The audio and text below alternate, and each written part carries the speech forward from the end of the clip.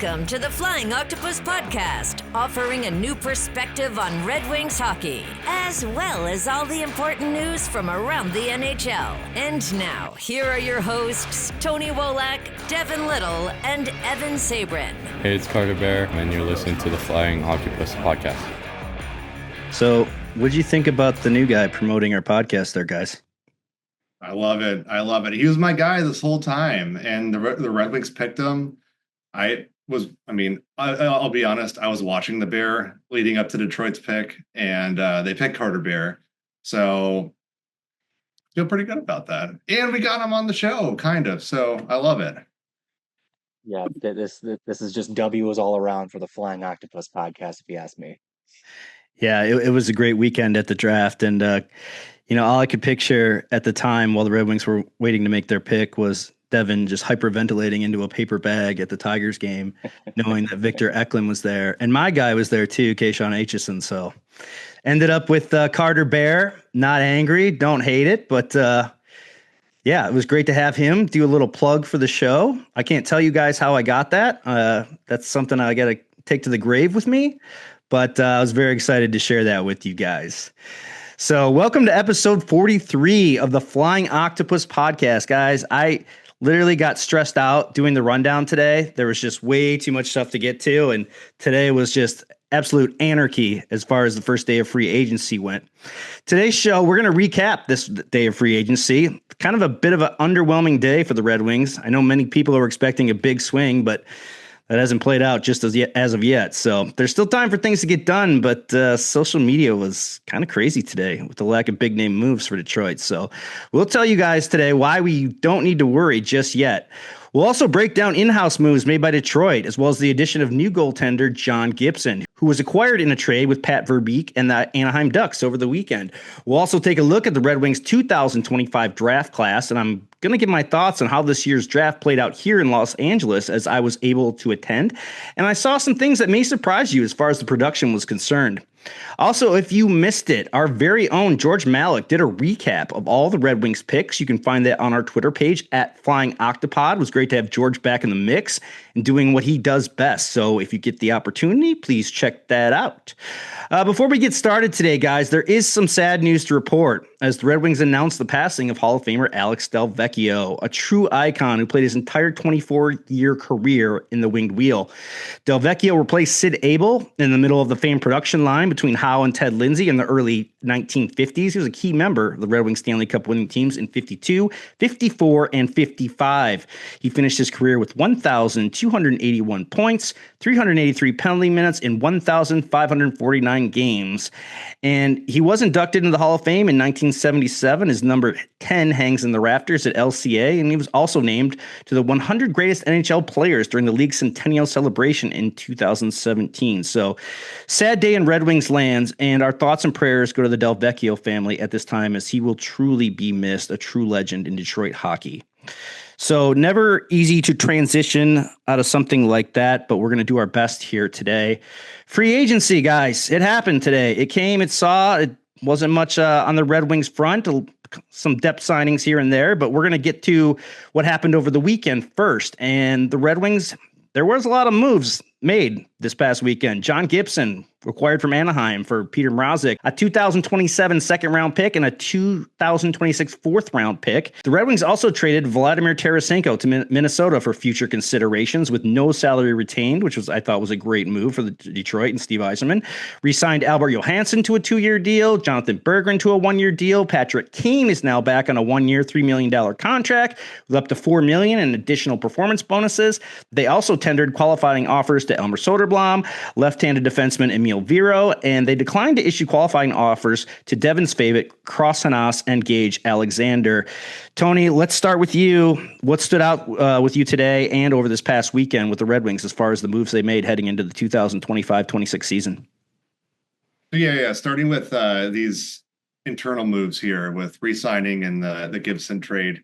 Obviously, love the Gibson trade when that went down. If they were able to acquire a bona fide starting goalie for something that doesn't include a first round pick, I mean, that's a win, right? Gibson's under contract for 2 more years.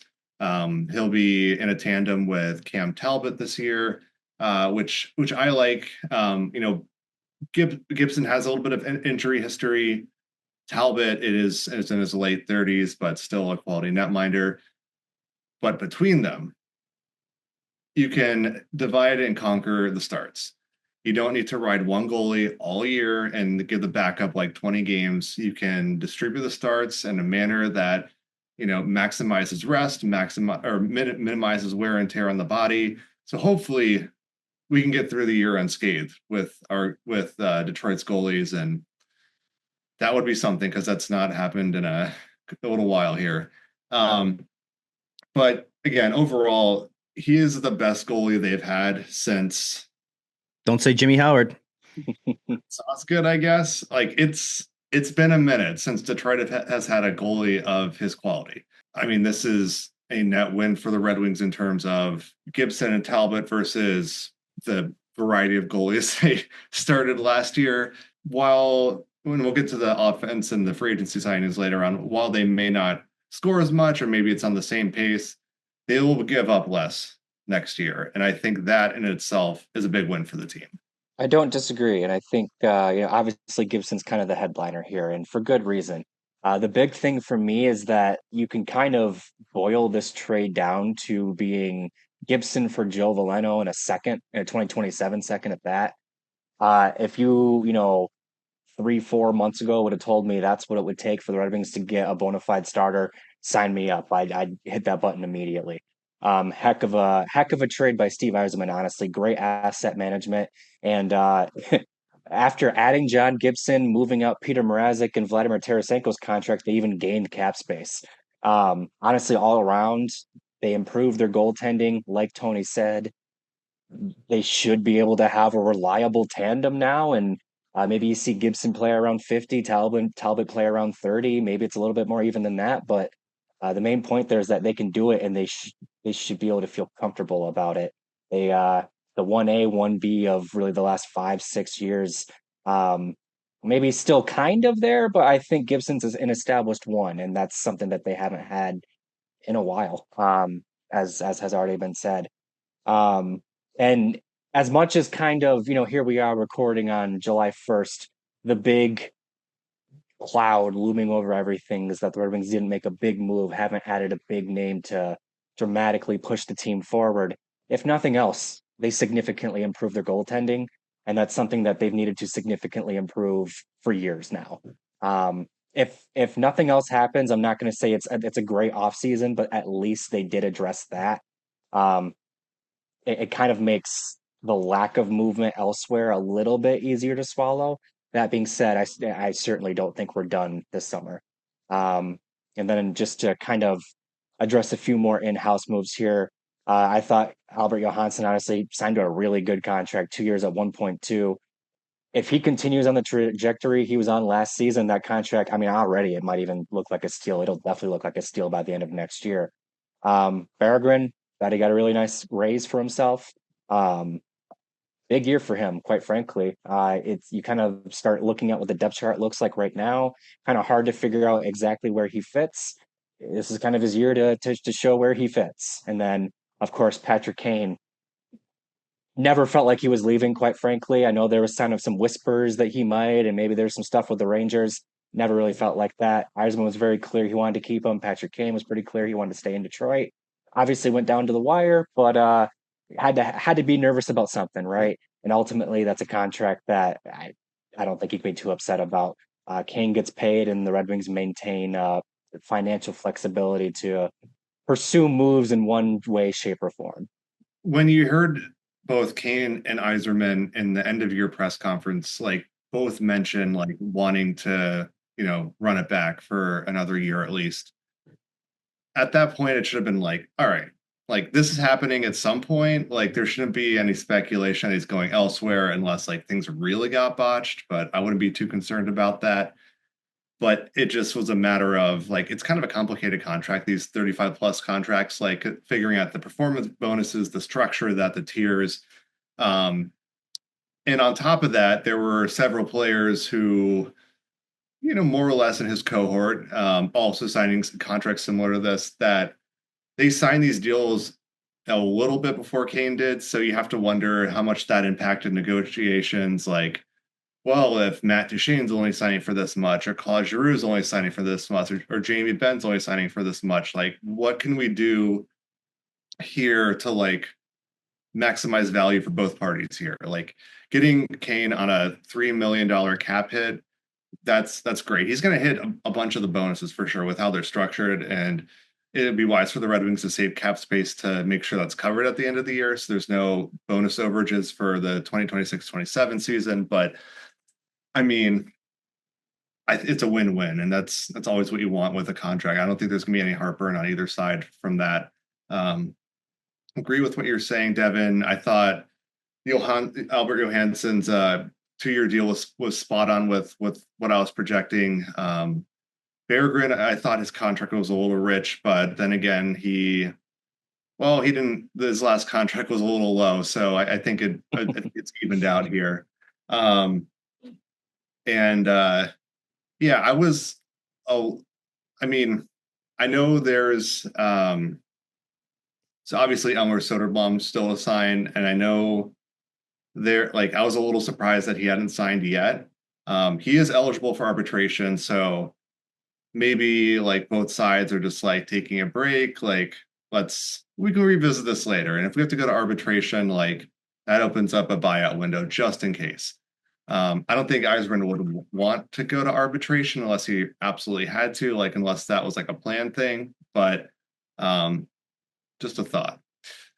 But I mean, overall, with their in-house moves with acquiring Gibson, I thought, the team headed out the park, which I don't know if you can fully say that for the external players that they brought in.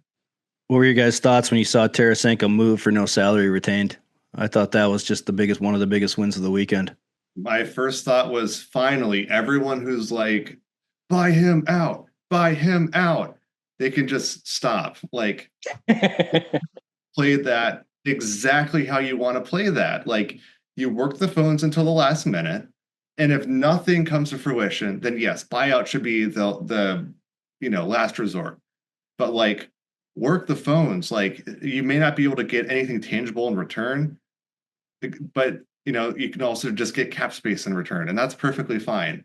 So no, he should not have been bought out on the first day that you could buy out players, because then the Red Wings would have had a cap hit this year or next year for that.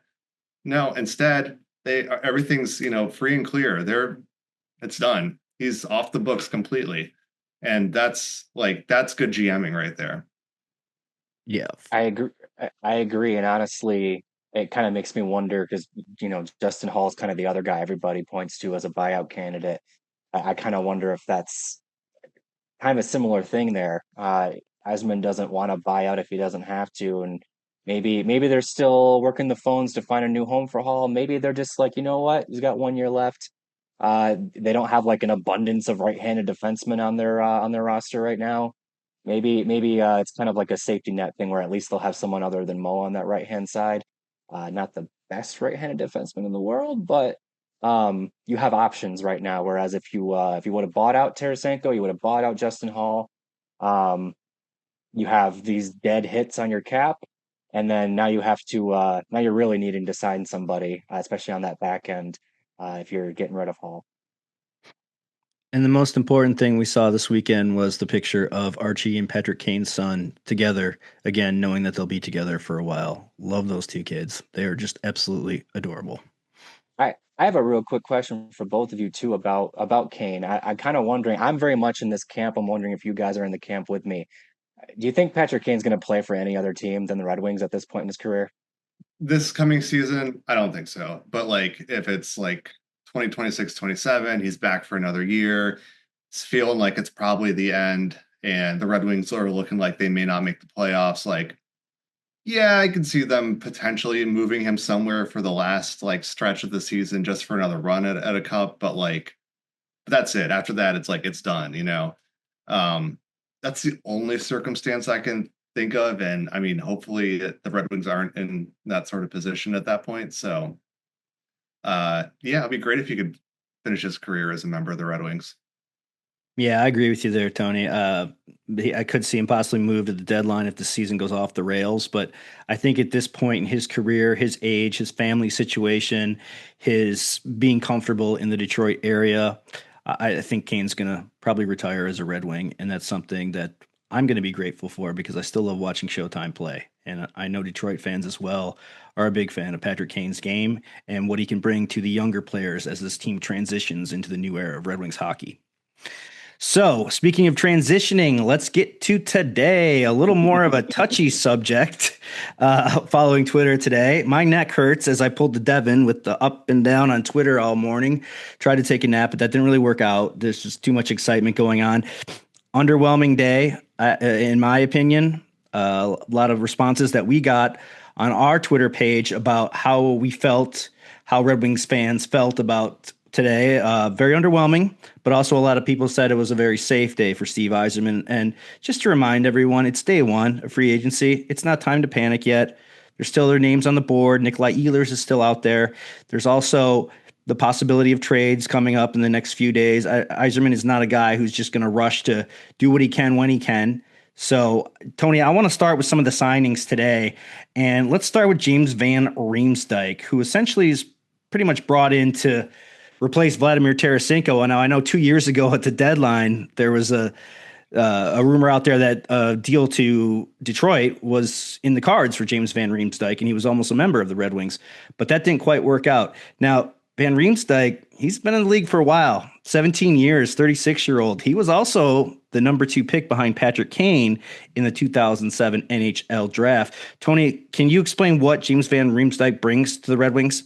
You know, it's funny. You mentioned how long he's been in the league, and I distinctly remember like being in high school and, you know, obviously following the NHL back then too. And like, this is like back in the day, we found like James Van Riemsdyk on Facebook, and like me and my boys like friend requested him, and like some of the other like, you know, other 18-year-olds and 17-year-olds, you know, just like us who are draft eligibles, you know, just like we were, of course, and just we didn't get selected. But it's crazy that, you know, how long he's been in the league. But what's even crazier is he's actually been remarkably consistent the last few years. He's averaging, you know, close to, you know, half a point a game over the last 4 seasons. So, you know, between Philadelphia, Boston, Columbus, like he's still pretty consistent, and he can certainly help the Red Wings power play, which is already strong, but give them like a solid net front presence, especially on power play 2, which really didn't generate a whole lot of much this past season. I like him as a veteran addition. You could tell that he was an integral member of the Columbus Blue Jackets last season, a young team, but he was, you know, a veteran leader there. Over 1,000 games played now. You know, think about where he's going to play on the Red Wings. Ideally, it's in the bottom 6. Like, let's be honest. Ideally, he's like on a third line. Like I can envision something where it's like Van Riemsdyk, Andrew Kopp, Elmer Soderblom as like a heavy sort of identity line with some offense too. Now, we'll see what happens the rest of the offseason, but if the Red Wings can't find another top 6 forward to play with Dylan Larkin and Lucas Raymond, or, you know, what have you for the line combinations, they're probably going to be rotating players through that spot or in and out of the top 6. Like I could see, and this will circle back to Van Riemsdyk, I promise, but you can see Casper with Larkin and Raymond. You can see DeBrincat. You can see Kane, Larkin, DeBrincat. You can see Andrew Kopp centering Patrick Kane and Alex DeBrincat. Also can see a bunch of players rotating through with Larkin and Raymond. You can see Van Riemsdyk there. Soderblom spent some time there this past season. Michael Rasmussen may get a shot again. Who knows? Maybe it's Andrew Kopp or Jonathan Berggren. They have options, but Van Riemsdyk could get a quality opportunity there as that, you know, first man in on the forecheck for, and you know, like they said about Justin Abdelkader, pulling the pianos for Pavel Datsyuk, but doing that for Dylan Larkin and Lucas Raymond now. I mean, I think by the end of the season, another half a point a game player, you we'll see if he makes it through the season unscathed.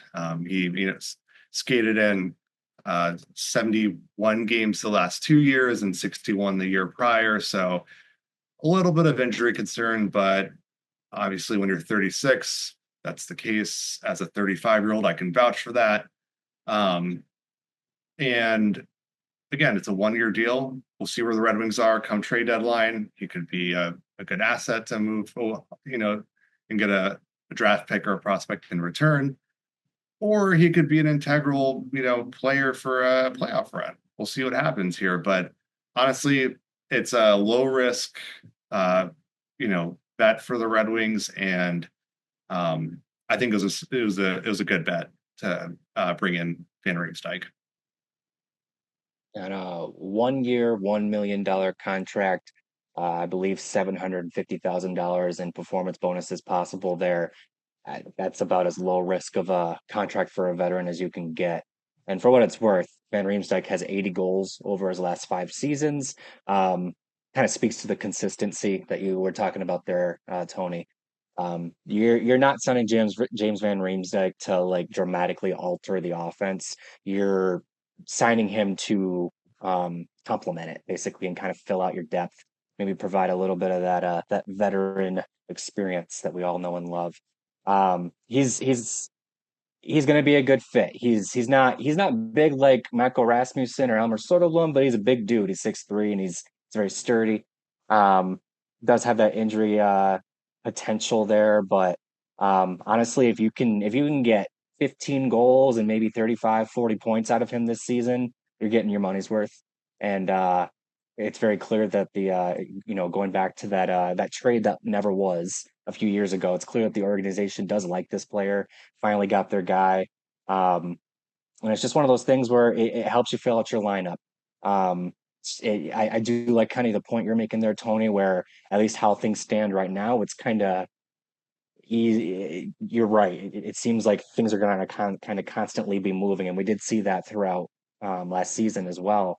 And so maybe almost hope that they are able to pull out a trade here, because if you're sending James Van Riemsdyk and you're thinking, he's probably gonna have to play some time in the top line, I don't feel necessarily great about that, but that might very well be the situation Detroit finds themselves in. And I guess maybe that goes back to the point that Van Riemsdyk's been consistent in the last few years. So when he is in that spot, he should at least be able to cash in some goals from time to time. My biggest concern is whoever does the stitching for Red Wings jerseys, because not only do we have an Axel Sandin Pellica with an ASP, a Michael Branson Nygaard with MBN that, his nickname. Today, the Red Wings added 2 more. James Van Riemsdyk's always been called JVR, and another defenseman that the Red Wings signed today to a 1-year, $875,000 contract. Right-handed defenseman Jacob Bernard Docker. He's a 25-year-old, 6-foot right-handed defenseman, 2017 first-round pick by the Senators. Played 40 games last season between Ottawa and Buffalo, and was also included in the Dylan Cousins trade. This guy could be an underrated signing in a bottom pair role. Devin, what do you think his fit is in Detroit? I think JBD is basically competition for Justin Hall and on that third pairing on the right side. I think that he kind of is one of those guys that is, after all the madness of June 30th happened, where everybody and their mother re-signed with their current teams, and it was very obvious that the free agent pool was not going to be what we were hoping and thinking it was going to be. This is the type of signing that they needed to do. This is like the type of signing that they honestly should kind of continue to pursue as we work our way through free agency here. Low cost, but potentially moderate and maybe even high reward here. Bernard Docker was drafted by the Ottawa Senators in the first round in the 2018 draft, still relatively young, especially for defensemen. They do typically take a little bit longer to hit their ceiling. Was part of the trade that sent Dylan Cousins to Ottawa. And then, as we all know, we all kind of know what happens to players when they leave Buffalo, right? They typically get a little bit better than they were. So maybe that's what the Red Wings are betting on here. But if nothing else, when you look at JBD's metrics, they don't really pop off the page or anything. He's honestly pretty average, especially with how few minutes he typically plays. But honestly, there's maybe some compared to some of the other guys that are on the Red Wings depth chart here, a guy that just kind of is a net zero is actually an improvement over some of those guys because some guys on the depth chart are just a straight up negative, and I'd rather have a zero than a negative whatever. So, quite frankly, even if JBD is just an average third pairing defenseman, that might be an improvement for the Red Wings, and they need to improve that defense however they can. And this is one way to potentially go about it that isn't a long term commitment to a player that may or may not live up to that contract. I'm a little bit more even keel about this one. Like, I know there's some optimism. You guys have listed off all the RTBs for him. Right-handed defenseman, 25 years old, former first-round pick. Like, all those things sound good. But I just think, I don't know. I'm just not as optimistic. I think he's probably he's not exactly a Jake Wallman kind of pick up and find. He's more of like a Olli Juolevi find, where there's optimism about his pedigree, but how high is his ceiling? I hope he proves me wrong, but I have a hard time seeing how he'll be much of an upgrade over Justin Hall, who he was fine in a sheltered third pair. Like, if you're going to throw someone out there for 12 minutes a night and playing against the fourth line, like, he's fine. Like, you want Hall to be more physical, but like, it's fine. It would be nice for there to be a little competition to like try to get try to bring out the best in each other, improve that bottom pair with that competition. But like, I'm not holding my breath that he's going to turn into a top four defenseman for the Red Wings or anything like that. I think it's just going to be like a one and done. Like, yeah, you give it a good shot, and next offseason, the Red Wings defense is going to probably change and look even more different than how it does today compared to the previous season. So, it's fine. It's a depth signing. It's fine. So, yeah. Yeah, I feel like Red Wings fans are a little upset and up in arms today about the fact that there are only depth signings. And again, we don't know what goes on these telephone calls or these trade offers and deals. But I have to say I'm a little underwhelmed today. Not the free agency spending I expected. Thought there'd be some bigger names involved, but just, again, we don't know. It hasn't worked out yet, and there's still time. So it's not even time to panic. But having said that, if you had to talk to a Red Wings fan today and assess what happened today, what would you tell Red Wing fans who are up in arms and calling for Steve Yzerman's head? Well, for me, the big thing I would say is rosters aren't set on July 1st. Far from it. I mean, just a couple of years ago, Alex DeBrincat wasn't acquired by the Red Wings until July 10th, and he was their big addition in that offseason. So just because, a big move didn't happen on the first day it could possibly happen, doesn't mean it's not coming. And all indications are that the Red Wings front office is trying to make something happen. They were in on Keandre Miller, tried to make some other moves around the draft as well, and just things didn't work out in their favor. So I very much it's very evident, at least from what I can see and what I have heard, that there's not a lack of effort, and the Red Wings front office knows that running it back with basically the same group as last season isn't good enough. Now they just maybe have to get a little bit more creative than they thought they would have to be. But just like how, even though it was heavily rumored that Alex DeBrincat was going to be a Red Wing that offseason, we did have to wait for it a little bit, but it did come. So maybe give it a week or two. This roster is still very much under construction. I'm not willing to sit back and start really considering what we're looking at here, quite frankly, until we get into August. So I know you want to see some fireworks now. It's 4th of July weekend, but fireworks the week after 4th of July are just as pretty. For those who are bothered that the Red Wings didn't sign anyone else or not liking the direction the team is taking, let me ask you this.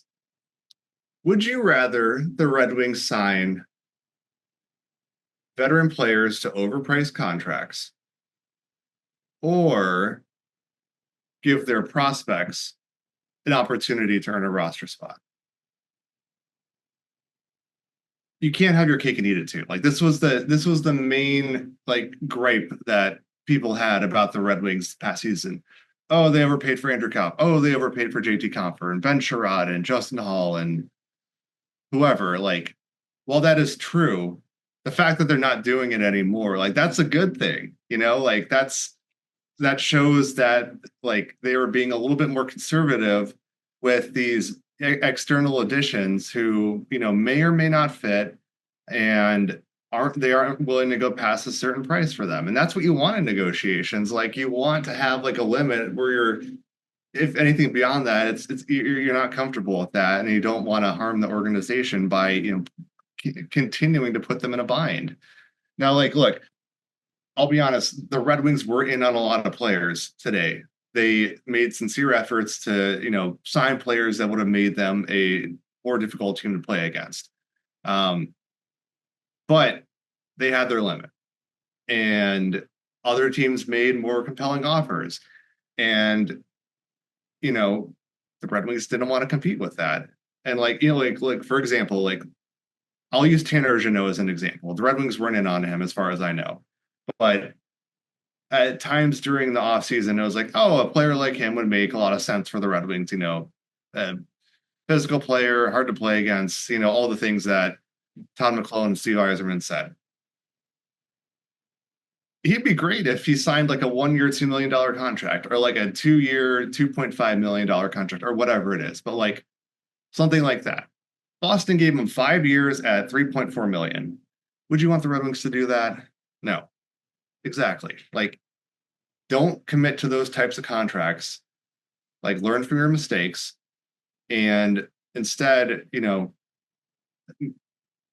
give your prospects a chance. Like, have open roster spots for there to be a competition to see who gets that. And you know what? Like, I'd be perfectly fine if they, well, as of right now, Nikolai Ehlers hasn't signed anywhere. If they wanted to throw a bag at him and be like, we need you, come on. Like, we'll give you 10 million or something absurd. Like, sure, fine. But it's like the fact that they didn't sign bottom 6 players to ridiculous contracts, that's a win. They made some nice investments. They re-signed some key players, and they're well positioned to, like Devin said, make a trade if they want to, or, go after Ehlers or whoever is left and get them for a reasonable contract now that, most of the players have signed and most of the roster spots have filled up across the league. Yeah, you're right, Tony. It is a double-edged sword talking about free agents and long-term deals and finding out the safe medium between that and bringing up prospects.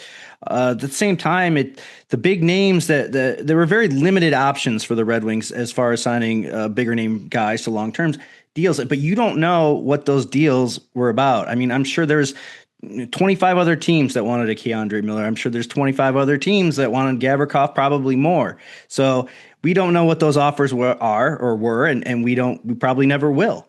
So that's another thing that Red Wings fans have to understand. And yes, I know it sucks being patient, but the deal's not always going to be there. You don't know where Gavrikov wants to play. You don't know where he wants to sign long term. You don't know that with Keandre Miller and where he was traded with the Carolina Hurricanes.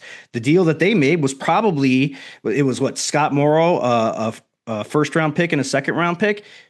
What would that be? What would be the qualifying? What would be a matching offer from the Red Wings for that? I don't know that the Red Wings want to match that deal in giving up a prospect or one of their top prospects. So as the day was underwhelming, at least through my eyes, you do have to understand that Yzerman has a plan and a path, and he's not going to go off that path. He's made that perfectly clear. So, I mean, it is what it is today. Again, I'm going to beat this like a dead horse. There's still a lot of time left. It's only day one. So I'm hoping to see hoping to see some other moves happen here in the next couple of weeks. And I want to get into the two more other free agent signings that probably aren't as highly publicized. They were brought in for organizational depth with John Leonard and Ian Mitchell. What can you tell me about those two signings, Tony? Yeah, so Ian Mitchell, right-hand defenseman, played with Chicago and Boston and their farm teams. Still young, but more or less depth for Grand Rapids. I've seen a few people put them into their roster projection for the Red Wings, but I think it's more of like it's a depth addition for Grand Rapids. Like on the right side, you have Sandy Pellica, Antti Tuomisto, and Mitchell. That's good. Like Mitchell's a good AHL player. And like the Griffins, I think, are going to be an outstanding team next year. And on that note, John Leonard is another player who I think is going to be playing in Grand Rapids' top six, kind of replacing Joe Snively in that role, but an outstanding AHL player. But again, organizational depth, I don't expect him to be competing for an NHL roster spot. And if he somehow made the team, that's either great or not great, but we'll cross that bridge later. But yeah, it's making the Griffins better for next season, since they had sort of an underwhelming end to this past season. Wouldn't you say so, Devin? Yeah, and that's the thing too, is it's not just about making the Red Wings better, it is also about making the Griffins better, making sure that there's enough organizational depth that the entire organization is winning. You know, this past year, the Walleye were the only ones that went on a deep playoff run. And you'd like to see that rise up through Grand Rapids and into Detroit. And the only way to do that is to make sure you have a lot of talent down the depth chart and deep within your organization. And that's exactly what these two signings do. Fully agree with your assessment there, Tony. I think that these guys are just kind of there to make the Griffins better, round out the roster a little bit, and provide some good quality AHL talent for their prospects to play with. Quick note on John Leonard. Ryan Leonard's brother, the Capitals 2024 first-round draft pick, rugged forward, scored 36 goals in the AHL last year, second in the league, and that's not nothing. So, yes, I'm with you on that, Tony, for the Griffins this year, and hopefully you guys have a great time in Grand Rapids with this new and exciting team, because there's a lot of roster turnover there. We haven't had a chance outside of George to kind of recap the 2025 NHL Draft. I had a chance to be there this weekend, and man, it was an interesting time for me. Got to spend some time with Shane Malloy and Russ Cohen. Spent some time with Doug Stolhan from Puck Podcast. Learned a lot of things this weekend. Got some great advice from those guys, from some seasoned vets who have been doing this for a long time. But I haven't really got into it with you guys about how you saw the draft play out. And Tony, I know you were watching the Bear when right before the Red Wings drafted Carter Bear. So I'm not sure if you had anything to do with him becoming a Red Wing. I thought that while you guys were recording the podcast last Thursday, and you were doing a prospect profile on Radim Murka, and who was the first person I met and talked to at the NHL Draft was Radim Murka. So I thought I had channeled Murka to the Red Wings, but that did not happen. So Tony, Carter Bear, you're very high on him. You mocked him a couple times to the Red Wings. Talk to me about Bear. What do you think? What kind of player is he going to be for Detroit moving forward?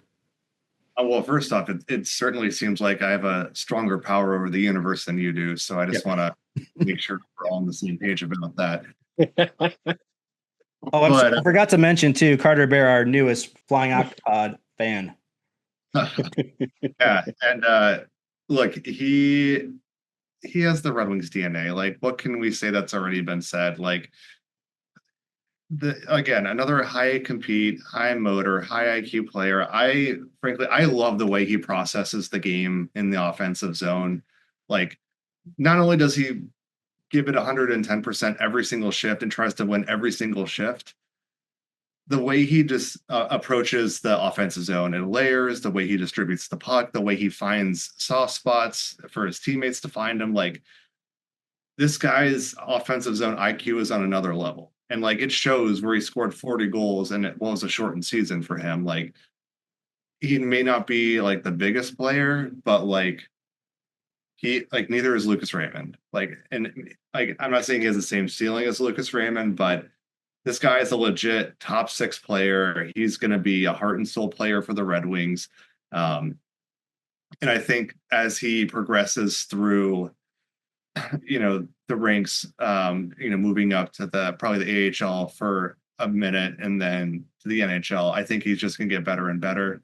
And kind of maintain that's like processing the game in the same way. Like, it'll speed up for him for sure, but I think he has the adaptability to make it happen. Now, I wouldn't expect him in Detroit for another couple of years still. He'll go back and play juniors for another year. After that, you could probably see him, going the NCAA route for a year to, try a different league, different competition, bigger, older players, before turning pro. Evan, you might want to start the recruitment for Michigan State now if you want him to play there. But within a few years, I do expect him to be in Detroit and be a top 9 player from the start, and then like moving into a top 6 role as he gets used to things. Like, he's a player. Like, this guy has all the offensive attributes that you want for a top 10 pick, and the Red Wings got him at 13. And he's got that, nonstop motor, that playing the game the right way, winning every shift, playing a winning style of hockey that this team needs, and like they need more of. And you start to, look at the top 6 of the future with Casper and Danielson and Francis Nygaard and Bear and Raymond and, Larkin probably still. And it's looking pretty good. Like, there's no like generational talent, but then again, the Red Wings haven't been in a position to draft one of those, so you can't fault them for that. But I like how things are shaping up. I'll be honest. So, Devin, you're up next here. And I mean, as the president of the Victor Eklund fan club, what was it like for you when you heard the Red Wings call Carter Bear's name at number 13? Well, my first thought was definitely Tony's got to be through the roof right now. Was his guy from the very beginning, and it's awesome to see that. It's awesome when your guy is the guy who gets picked. So congratulations, Tony, great pick. Listen, I think Victor Eklund's going to be a great player. I think I made that very clear when we talked about him on this podcast. But I don't mean to shortchange Carter Bear at all. And I think even when we talked about him probably a month ago at this point, I did mention that he fits and he fills needs that the Red Wings have. He, from a foundational standpoint, is going to make the Red Wings a tougher team to play against. That was Yzerman's stated objective at a season-end press conference, and that's what this pick does. Obviously, you have to wait a little bit for him to show up, but this was kind of the first move that shows, all right, Yzerman's serious about making this team tougher to play against. And for what it's worth, I want to kind of use this as an opportunity to talk about the Red Wing DNA and how kind of everyone assumes that when the Red Wings are picking these guys, they're like the exact same player. They're not. They all have similar skill sets. They all have that high compete, high motor, two-way ability. That's great. But there's some nuance to all of them. Marco Kasper fits that, but I would say his niche is two-way play. He is just as good defensively as he is offensively. Nate Danielson has all those tools, but his niche is playmaking. He's a really good setup guy. Michael Brenstad-Nygaard has all those traits, fits all that stuff, but he's a rough and tumble goal scorer. That's kind of his niche. Carter Bear, same idea, but his niche is going to be wearing his heart on his sleeve and pouring his blood, sweat, and tears into his team. He's going to score goals, and he's going to be a pain in the you won't know what to play against. So even though all these guys are Red Wings players and they have all the same traits, they are not the same player, not even close. And I think that once Carter Bear arrives in Detroit, I think that if you don't believe me yet, you will believe me then. It kind of speaks to, what our friend Shane Malloy said a couple of weeks ago on the pod with players in their B game. Like, you spend more time away from the puck than you do with the puck. Like, what are you doing in that other time? And all four of those players are doing a lot. They are doing a lot to get the puck back. They are doing a lot to shut down their opponents. Like, they are not just coasting and waiting for someone else to get them the puck. Like, these guys are fighting to get possession and just dominate the game. Moving along at pick number 44, the Red Wings went with Eddie Genborg. I know, Tony, that you had him as a possible second round guy for the Red Wings. Talk to us a little bit about Eddie and what he can bring to this team. Yeah, I had him in the cohort for best available when Detroit's second round pick popped up. I thought it was going to be Eric Nilsson, but can't be mad with where they landed.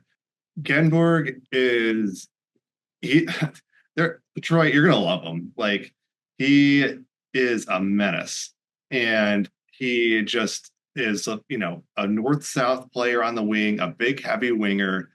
He can score goals. He can get to the net. He can get to the middle. Like, he may not have the same offensive creativity and upside as like a first-round picks do, but like, he has a role. He is going to be a top 9 player that kind of moves up and down the lineup and plays that role. He is going to, you look at the defending Stanley Cup champion Florida Panthers, Evan Rodriguez. He plays a role. He plays up and down their lineup. He can score goals. He can annoy opponents. Like, he's not an elite player like Alexander Barkov or Matthew Tkachuk, but like, he has a role. And like, Eddie Genborg is that guy. He is going to be, like I said, he's going to be a menace to play against. So again, another Red Wings DNA player who we had pretty high on our board. It's, again, with these second round picks and later, it's probably going to be 5 years before he plays in Detroit. Like, I know we've been talking about being patient for a while, but that's just kind of the reality of the situation. But in the meantime, you're going to have a Carter Mazer who's playing in this role, and you're going to love him for that. As I've started to kind of dive into this draft class and really start to kind of sort through each player's strengths and weaknesses and whatnot, when I look at Genborg, I've started to give him the nickname the Punisher, because quite frankly, that's what he does. Whether it's physically, he's not afraid to run somebody through the boards. And if he is left alone with the puck in a dangerous position, he's going to put it in the back of the net. He punishes teams one way or another. And I think that, like you said, Tony, he's going to be a very fun player if he hits, and he's going to be a fan favorite. Very well could move up and down the lineup. The biggest thing for him, at least from my standpoint, is how much of his offense transfers. If enough of it can, he's going to be a really fun player. But if just some of it transfers, he's still going to be a really, really fun bottom 6 players that can chip in here and there, but will, as I said, punish the opposition. I was hoping that Malcolm Spence would last one more pick, and he went the pick right before it. And Spence was projected to go somewhere, maybe even in the middle of the first round. And so I thought the Red Wings had a good opportunity there. But you have to trust the Swedes when your organization has arguably the best Swedish scout. And that's kind of what I was thinking as to why the Red Wings didn't go with Victor Eklund in the first round, because you have to believe that if Håkan Andersson, who's probably seen him play more than anyone in the organization, didn't pound the table for him, then maybe that's one of the reasons why. And you have to think maybe he did pound the table for Eddie Genborg. Moving along, the third round, the Red Wings. Steve Yzerman is like that guy at your fantasy football draft who like hoards all the running backs, and went goalie again in the third round with Michael Prattle. Devin, I know you have a little bit on this guy. Talk to us. Well, like you said, Evan, Yzerman likes his goalies. I think he's very much taken a strategy of one of these guys has to hit eventually, right? Prattle is what I would call a toolsy goalie. He has a lot of things that could very much lead to him being successful. He's got a really nice frame, 6'5", 200 pounds. As he continues to physically mature, they should fill out even more. He to some extent kind of reminds me of Peter Mrazek, actually. He's very athletic, moves very well. One of his weaknesses, I think, is that when things don't go his way, he gets very frazzled in that, and you can tell. But that theoretically is something that you can work on with him, and maybe as he continues to play hockey at a high level, he'll settle in a little bit more than Mrazek did when he was his age. All around, I think that this is a goalie that has a really solid foundation. It's kind of a luxury to pick a guy like this when you already have a Kosa and an Augustine and others in your system, because you can take your time with Prado. He has the potential to be a really sneaky good addition in this draft class. But if he doesn't work out, oh well, you have those other guys, and even other guys I'm not even mentioning here. So honestly, a decent gamble here. They didn't need to pick a goalie at this range. They didn't really need to pick a goalie at all in this draft. But of all the ones they could have picked, this is one that has a lot they can work with, and I think that he could very much, at some level, be a really solid professional goaltender. In the fourth round, the Red Wings went with Brent Solomon, left wing. Devin, what do you know about him? Brent Solomon is a shooter, which is always good, and he does like to go to the dangerous areas of the ice. The biggest thing that stands out to me when I look at him, he played most of his season at his high school. So, the competition he's playing against isn't necessarily top tier. Obviously, he was a standout for his high school team, but he has a lot of tools, and he did finish the season in the USHL. So obviously already went up a level. He is somebody that if he hits, he's probably going to be a middle six scoring winger. Going to be a little bit of a project. He's obviously very young, but he has really good scoring instincts, and I think that should help him be productive as he starts his collegiate career and starts working up the ranks from there. Red Wings added another forward in the fourth round at pick number 119, Michael Servchak. I saw a lot of people on Twitter really like that as a sneaky good pick for the Red Wings. Devin, talk to us about him. First note I have on him is steal of the draft, ? Honestly, kind of, there's maybe a little Dmitry Pachelnikov there in the sense that he's kind of a sneaky grab in a later round, obviously a little bit later than Pachelnikov was, but has a lot of those Red Wings traits. He competes at both ends, has a very high motor. And the big thing that stands out to me about him is that just how he attacks with speed. He likes to play fast. He likes to get the puck from this end of the ice to that end of the ice. And when he is there, he likes to shoot the puck. And in fact, one thing that I have written down here as something for him to work on is shot selection. He's a quantity, not necessarily a quality shooter, but that is something that I think you can work with him on. I'd rather a player that likes to shoot the puck and teach him better times to shoot the puck than a player that doesn't shoot the puck and you got to teach him to shoot the puck. And I think that a big reason why this player maybe fell is he's a smaller forward. A lot of those skill non-physical forwards, if they don't hit, they're nothing basically. But this is in this range, this is a really good bet to make.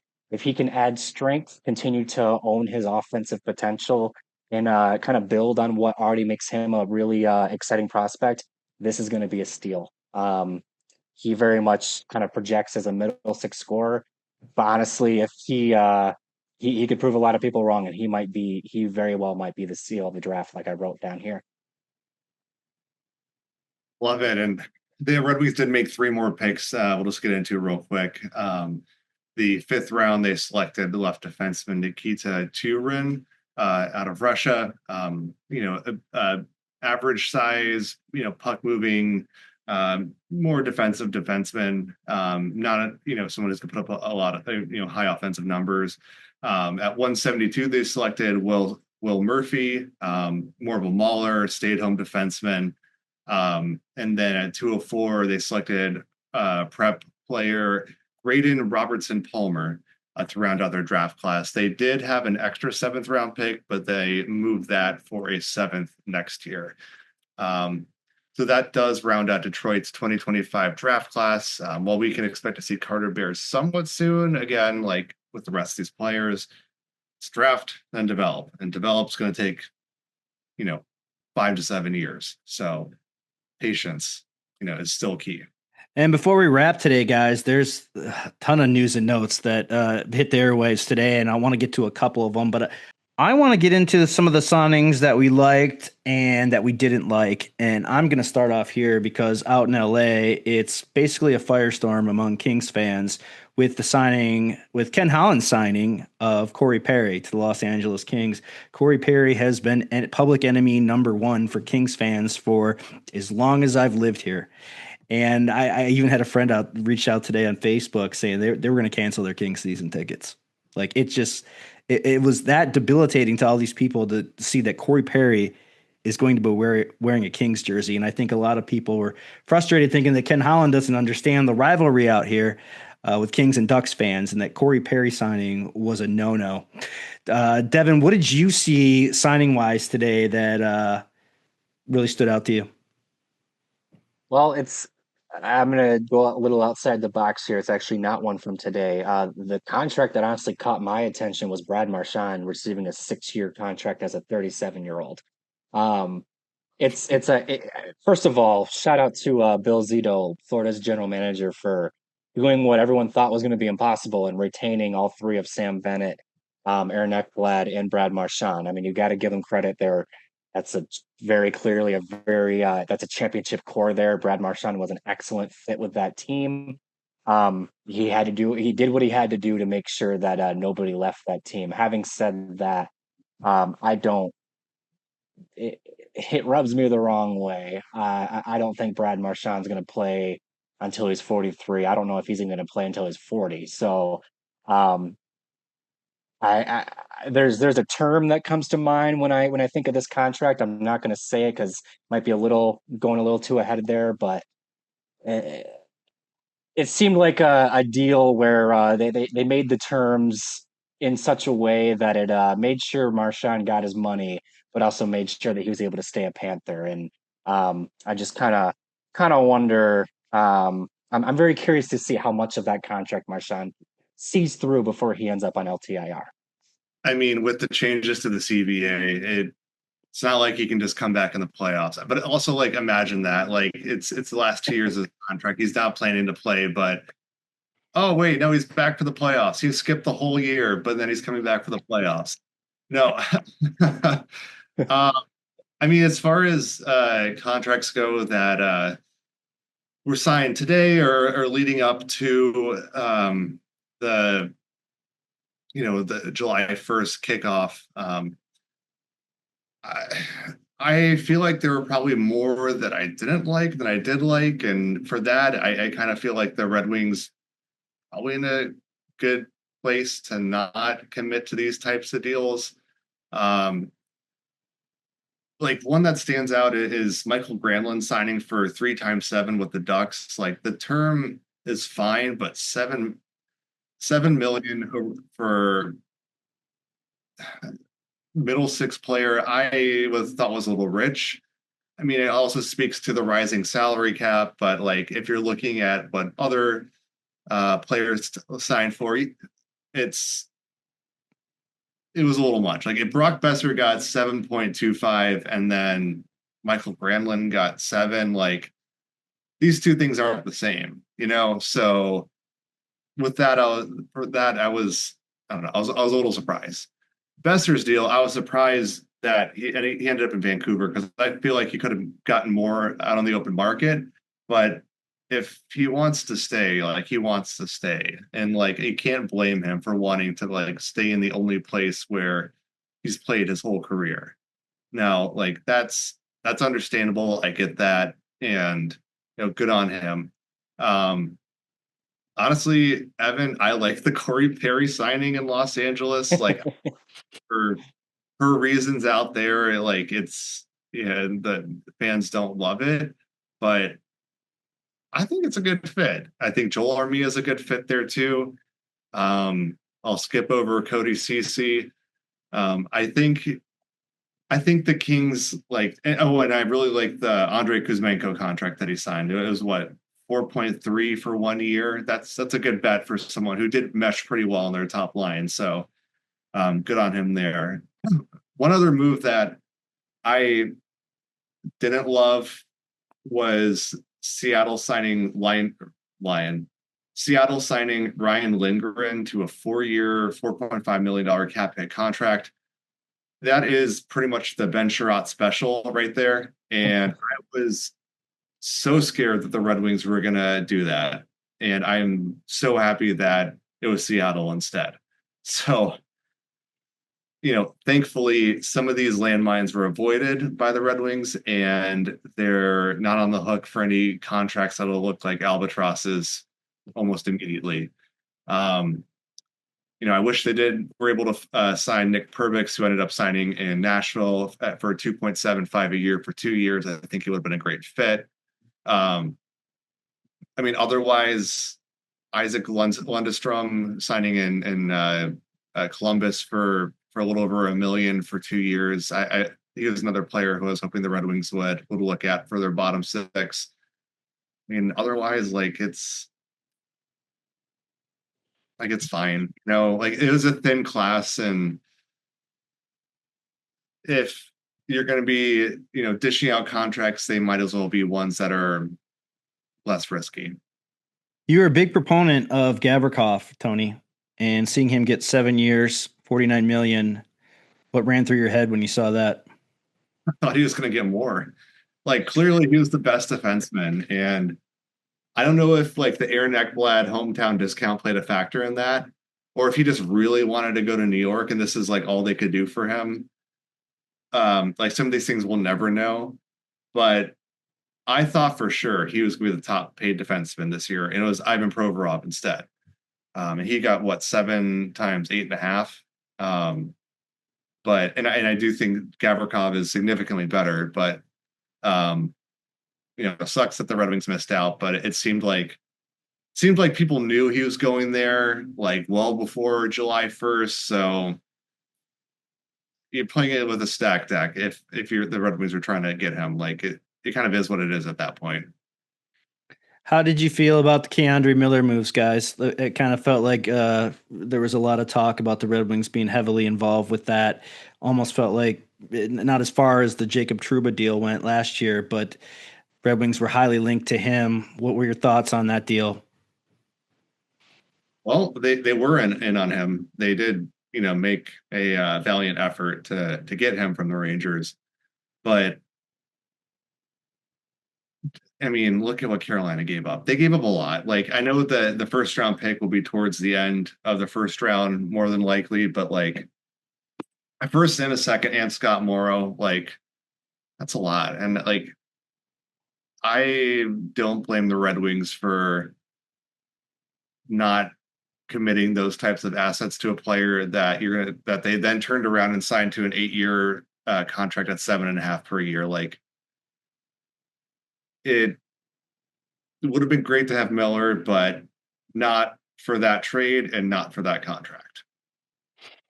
2 more quick signings today in Red Wings land. Jeff Petrie, I don't know if you've heard of, he's Dan Petrie's kid, signed a 1-year deal with Florida. So Jeff Petrie might be playing for a Stanley Cup next year. How do you guys feel about that? I know Red Wings fans are very excited for reasons unknown.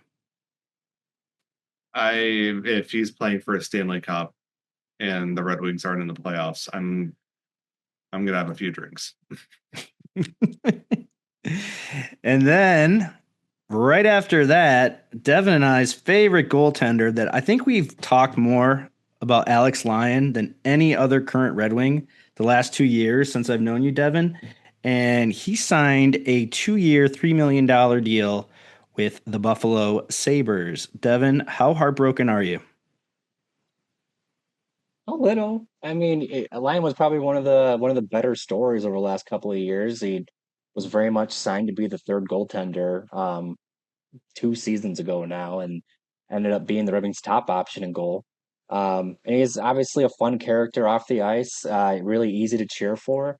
Obviously, once they got John Gibson, it's pretty obvious that he wasn't going to come back, but he's earned this opportunity in Buffalo, and I have nothing bad to say about him. I wish him the best there. Obviously, just except for when he plays the Red Wings. I think that he'll be a nice addition over there in Buffalo.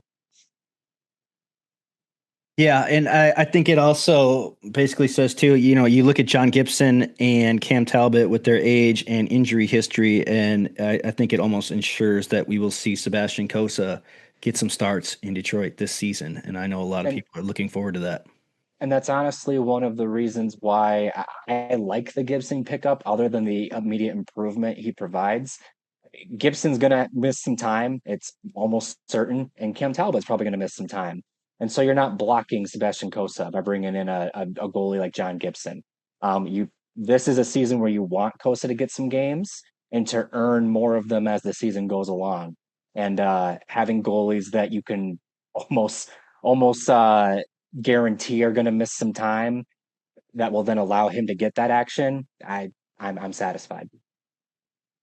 And last but not least, Bob McKenzie, guys, 38 years with TSN, a true icon in the hockey world, announced his retirement today. And Bob's famous for coining the phrase, I think the trade is 1 for 1. He announced his retirement today, saying the trade is 1 for none. Bob's been on TV since I can remember first watching hockey, and like I said, a true icon leaving the game. It was they had a little heartfelt little piece for him today on TSN, and kind of tugged at the strings there. So good luck to Bob McKenzie. Huge fan of him, and the NHL is losing a great guy, a media member. All right, guys, so we're running out of time here. Before we go, though, I did want to give a special thanks and shout out to Shane Malloy of NHL XM Sirius Radio, as well as Russ Cohen from EP Prospects and Sportsology. Those two kind of took me under their wing at the draft this year. I can't tell you how many people I got to talk to, how many stories I got to hear. We sat next to Sean Horkoff and Will at the draft, and I got to give Horkoff some why you letting your kid go to Michigan grief. Great people, great family. It was an amazing time, but I can't thank those two enough for what they did for me. Overall, it was a great experience, and it's something that I'll never forget. And I think we got to figure out how we can meet up at the draft for future drafts, because I think we would have a great time there. So with that, we're going to wrap here. We're going on a much-deserved vacation through the 4th of July, unless something really crazy breaks. Devin will be auctioning off his Victor Eklund president of fan club t-shirt this week on Twitter, so please stay tuned for that. So the NHL draft is completed. Free agency day 1 is in the books. Don't panic yet, people. There's still moves to be made, and I still think something's on the horizon here, because I can't see the Red Wings going into this season with that defensive core as of yet. But again, thanks for listening to episode 43. We will be back after the 4th of July week. We'll discuss whatever news and notes that the Red Wings have done while we are on break. And guys, it's been like a crazy couple weeks, and I'm glad I was able to share all this stuff with you guys, and we were able to put out these shows and the content. I got a lot of great feedback about our podcast at the draft, and we're going to keep doing it, guys. It was a great time. So again, thanks everyone for watching and listening to episode 43, and we'll talk to you soon.